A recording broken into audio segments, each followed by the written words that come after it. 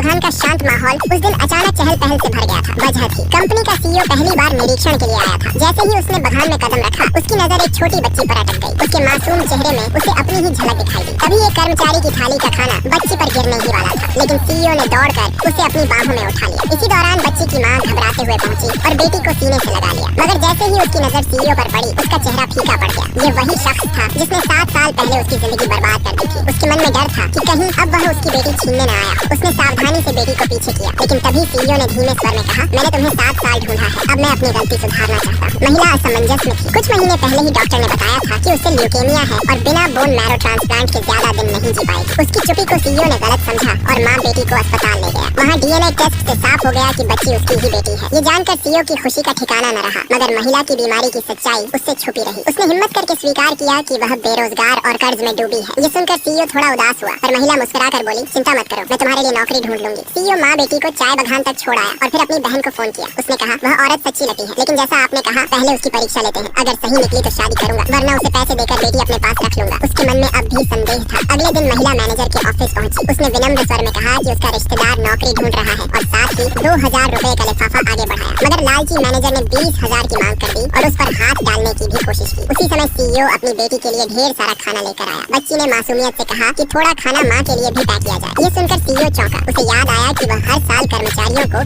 Ration और भत्ते भेजता है, फिर भी यह महिला और बच्ची तंगी में क्यों है? उसके मन में शक गहराने लगा और उसने सच्चाई जानने का निश्चय किया। वह महिला से मिलने गया तो पता चला कि वह मैनेजर के ऑफिस में है। वह दौड़कर वहां पहुंचा और दरवाजे पर ठिठक गया। अंदर मैनेजर लालच और वासना से भरे शब्दों में कह रहा था, अंजलि, क्यों सारी जिंदगी मेहनत करती हो? मेरे साथ रहोगी तो सुख पाओगी। तुम्हें बोन मैरो ट्रांसप्लांट चाहिए, वरना ज्यादा दिन नहीं जी पाओगी। यह सुनकर सीईओ का दिल कांप उठा। तभी उसने देखा कि महिला की जेब से दवा की शीशी गिर गई। वह ल्यूकेमिया की दवा थी। अब उसे पूरी सच्चाई समझ में आ गई। अपराध बोध ने उसे घेर लिया। वह तुरंत कमरे में घुसा। महिला रोते हुए कह रही थी, मैं अपनी बेटी का भविष्य खुद संभालूंगी, किसी की दया नहीं लूंगी। मैनेजर उसे धमका रहा था कि अगर वह साथ न आई तो नौकरी और जिंदगी दोनों छिन जाएंगी। सीईओ अब और चुप न रह सका। गुस्से में गरजा, तुम कर्मचारियों का राशन हड़पते हो, रिश्वत लेते हो और औरतों का शोषण करते हो। अब तुम्हें कानून का सामना करना होगा। उस पल महिला की बीमारी की सच्चाई सामने आ चुकी थी। सीईओ अपराध बोध से भर गया और मन ही मन ठान लिया कि अब चाहे हालात जैसे भी हो, वह अपनी बेटी और इस औरत के साथ मजबूती से खड़ा रहेगा।